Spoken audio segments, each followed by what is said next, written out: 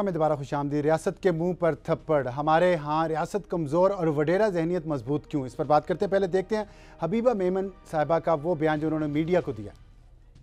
Misguide किया था ना एजेंटों ने, जो मिसगाइड उन्हें किया था कि अंदर बोकस वोटिंग हो रही है और वो अंदर आई और बगैर किसी तफ्तीश के, बगैर किसी के पूछे तस्दीक के, और उन्होंने जो है मेरे असिस्टेंट प्रेसिडेंट पर तशद्दुद किया। सारे मीडिया ने जो दिखाया, आप लोग ने सब ने उसे देखा सही, और बाद में भी मैंने स्टेटमेंट यही दिया है कि मैंने उन्हें माफ़ किया क्योंकि वो मेरे घर चल कर आई थी अपनी फैमिली के साथ, मेरे घर चल कर आई थी, तो फिर मैंने उन्हें माफ़ किया।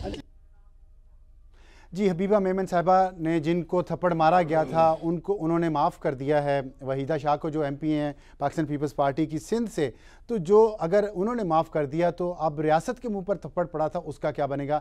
चीफ जस्टिस साहब ने ये कहा था, इस पर बात करेंगे। हमारे साथ स्टूडियोज़ में तशरीफ़ रखते हैं कंवर दिलशाद साहब जो साबिक सेक्रेटरी हैं इलेक्शन कमीशन के, और उनसे ये पूछेंगे कि इतना मजबूत हम तो सुन रहे थे कि इलेक्शन कमीशन हो गया है, आज़ाद हो गया है, ख़ुद मुख्तार हो गया है, तो ये जो झलकी हमें नज़र आई है इस दफ़ा ज़िमनी इंतखाबात में, आने वाले इंतखाबात में अगर यही होता रहा कि एक हाथ वडेरे का गिरबान पर होगा और दूसरा पाँव पे होगा, तो फिर क्या बनेगा। बताइएगा कंवर साहब, अगर उन्होंने माफ़ कर दिया हबीबा ने, पहले तो ये बात है कि हबीबा को सिर्फ उन्होंने थप्पड़ नहीं मारा, और भी 2 ख़वातीन को मारा उन्होंने, अगर हबीबा साहिबा ने माफ़ कर दिया है तो मामला तो ख़त्म हो जाना चाहिए। बिस्मिल्लाहिर्रहमानिर्रहीम। जनाब, बात यह है कि चूँकि ये वाक़या इलेक्शन कमीशन में पाकिस्तान के पोलिंग स्टेशन के अंदर वाक़या हुआ है, पोलिंग स्टेशन के वाक़या होने के बाद वो केस जो इलेक्शन कमीशन ऑफ पाकिस्तान और स्टेट का बन जाता है, क्योंकि जो हमारा इदारा है, जो आईनी इदारा है, वो स्टेट के सामने जवाब दे, वो गवर्नमेंट के सामने जवाब दे नहीं है। ठीक, एक बहुत बड़ी एक आईनी प्रोविजन है, दोनों में फ़र्क है कि इलेक्शन कमीशन ऑफ पाकिस्तान एक स्टेट का इदारा है,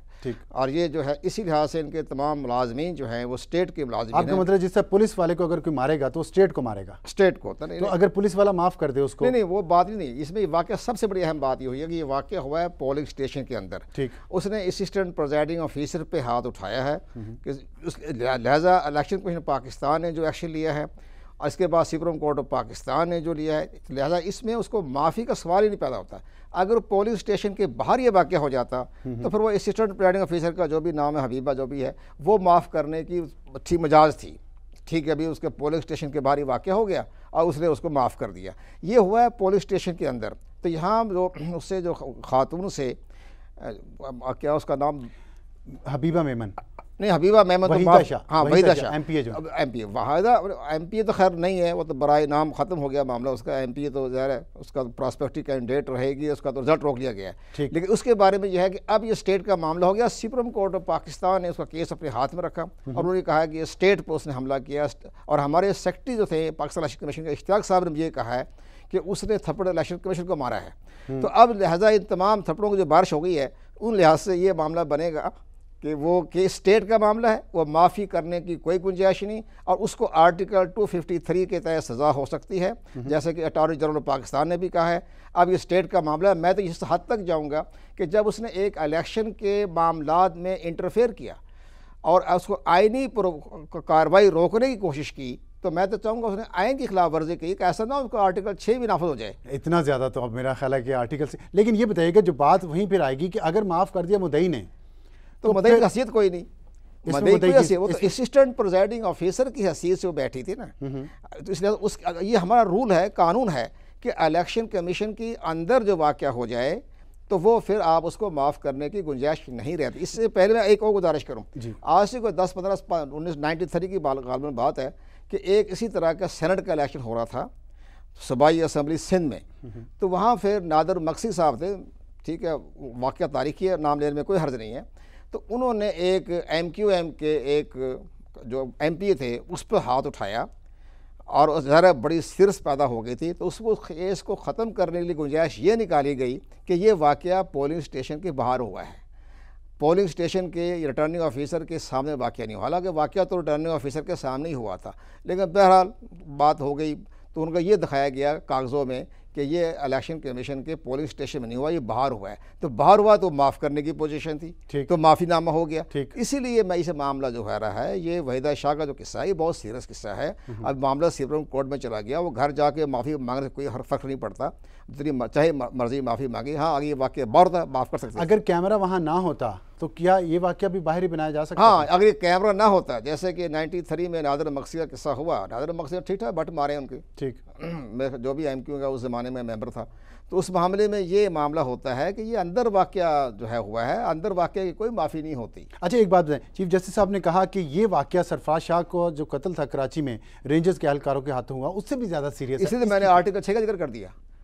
मैंने इसीलिए आर्टिकल का जिक्र कर दिया है क्योंकि उसने इंटरफेयर किया है, और जो कि अपने कानूनी आईनी प्रोविजन के तहत कोई इंटरफेरेंस करे या रुकावट डाले तो बहुत सख्त सज़ा है।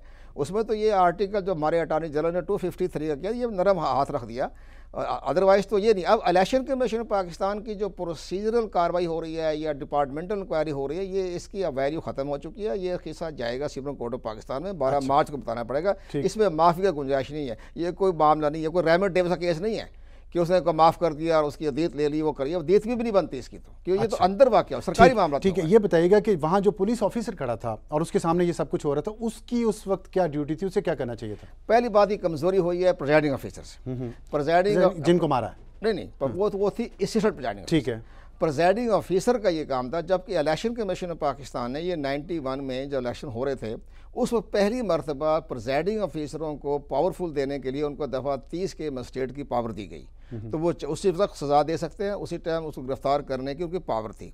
तो हमारे प्रिजाइडिंग ऑफिसर को ये चाहिए था कि उसी वक्त वो जो DSP इंस्पेक्टर खड़ा उसको ऑर्डर जारी करता, लिख के उर्दू सिंधी में कि जनाब इसने ये कार्रवाई की है, इसको फलां, उसको सामने सेक्शन में election commission of Pakistan returning officer की या प्रिजाइडिंग ऑफिसर की रहनुमाई के लिए किताबचे में बाकायदा वो दफ़ा लगाता है, बताता है, और बल्कि प्रोफार्मा भी इस पर लगा हुआ है, ठीक, कि जिसके तहत फिल करके उसी टाइम दे देता। तो उसी टाइम वो ऑर्डर जारी कर देता DSP इंस्पेक्टर को कि आप इसको अरेस्ट कर लें।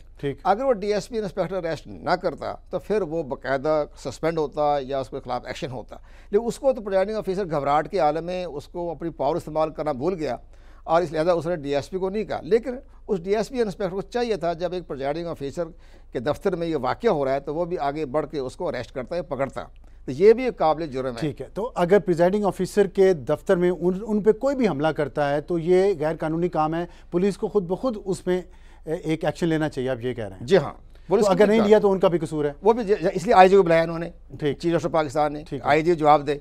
तो ये एक बड़ा सीरियस केस है, इसमें IG, chief justice of Pakistan, supreme court of Pakistan, state और पाकिस्तान इलेक्शन कमीशन, ये तमाम शामिल हो गए हैं। घर बाग जाके ड्राइंग रूम बैठ के माफ़ी मांगा, कोई सवाल नहीं होता। ठीक है, अगर ये बताइए, अगर फ़र्ज़ करें, मैं एक फ़र्ज़ कर रहा हूँ, अगर ये मामला ख़त्म हो जाता है, दबा दिया जाता है, तो इसका असर आने वाले इंतखाबात पे क्या पड़ेगा? उसका असर ये पड़ेगा कि जैसे 7 मार्च 77 को जो इलेक्शन हुए थे जनाब जुल्फ़िकार अली भुट्टो साहब के दौरे में इक़्तिदार में, तो वो इसी तरह के वाक़ये दोहराए जाएंगे, तो ज़ाहिर इससे एक बहुत बड़ा बुरा असर पड़ेगा और तमाम पोलिंग स्टेशनों पर इसी तरह की लाठी वाली भैंस, जिसकी लाठी उसकी भैंस का जो है अमल दरामद शुरू हो जाएगा, और फिर आपके 2013 के इंतखाबात जो होने हैं वो फिर होने के लिए बड़ी डिफ़िकल्टी पेश आ जाएगी। हर आदमी इसी तरह कार्रवाई करेगा कि उन्होंने उस पहली प्रिजाइडिंग ऑफिसर का क्या कर लिया और वहाँ जो कैंडिडेट खड़ी होती है वहीदा शाह, उसका क्या कर लिया। अच्छा, ठीक है, ये बात आपने बड़ी अच्छी की कि जिसकी लाठी उसकी भैंस का असूल लागू हो जाएगा अगर ये टेस्ट केस जो है ये इसको सही तरीके से ना हैंडल किया गया। एक बात ये आई कि हामिद मिर्ज़ा साहब जो चीफ इलेक्शन कमिश्नर हैं, उन्होंने कहा कि इनकी मुअत्तल नहीं की जानी चाहिए, इनके जो इंतखाबी नताइज हैं वो क्यों, उन्होंने उनके इख्तलाफात क्यों हैं बाकी इलेक्शन कमीशन के साथ? अब इसमें ज़ाहिर है कि जस्टिस हामिद मिर्ज़ा साहब तो एक बहुत बड़े एक कॉन्स्टिट्यूशनल जज हैं और उन्हें इलेक्शन का बड़ा तजर्बा है, तो मुझे बड़ी हैरानगी हुई कि उन्होंने ऐसा जुमला कहा है। तो उसको कोई सियाको से बाकी कुछ बात और होगी, लेकिन मैं बता दूं कि वो सिविल जज से लेकर सुप्रीम कोर्ट ऑफ पाकिस्तान के जज तक वो तमाम इलेक्शन के मैटर को समझते हैं और उन्होंने ये तो या हो सकता है कि उनके जो हमारे दूसरा अमला है उन्होंने को सही सूरत हाल से आगाह ना किया हो। ठीक है, बहुत शुक्रिया कमर दिलशाद साहब हमसे बात करने का। नाज़रीन, जैसा कि आपने सुना कि अगर वहीदा शाह का जो केस है ये एक टेस्ट केस है और अगर इस पर कानून के मुताबिक अमल दरामद ना हुआ तो उस वडेरा जहनीत को लगाम शायद ना डाली जा सके जो अगले इंतखाबात में बहुत ही नुकसानदेह साबित हो सकती है। और 1977 के इंतखाबात की मिसाल दी है कमर दिलशाद साहब ने, जो बहुत ही बुरी मिसाल है, लेकिन इबरत भी आनी चाहिए और हमें याद भी रखना चाहिए कि इस मुल्क में अगर हम कानून की हुक्मरानी चाहते हैं तो कोई भी शख्स हो, चाहे वो सियासी हो, चाहे वो अस्करी इदारा हो, अगर वो कानून की खिलाफ वर्जी करते हैं, कानून को अपने हाथ में लेते हैं तो उनको उसके नताइज भी भुगतने के लिए तैयार रहना चाहिए। और बहादुरी यही होती है कि अगर आपने कोई गलत काम किया है तो उसके नताइज भी भुगतें। और उम्मीद है कि जिसकी लाठी उसकी भैंस नहीं चलेगी और वहीदा शाह का केस एक मिसाल बनेगा, इसके बावजूद कि हबीबा मेमन साहिबा ने उसको माफ़ कर दिया है। और नाज़रीन, इसके साथ ही यहाँ पे हम ब्रेक लेंगे, ब्रेक के बाद वापस आएंगे तो आपको ट्विटर लाइन जो है इस वक्त जो गर्म है बहस ट्विटर पे और ब्लॉग्स पे शर्मीन उबैद चिनाई को जो ऑस्कर अवार्ड मिला है और उसमें दो राय आ रही हैं। एक तो बहुत अच्छा हुआ है और दूसरा यह है कि पाकिस्तान का जो चेहरा जितना ख़राब बाहर दिखाएगा उसको उतना ही ज़्यादा नवाजा जाएगा। इस पर बात करेंगे छोटे से ब्रेक के बाद। बहुत अच्छा।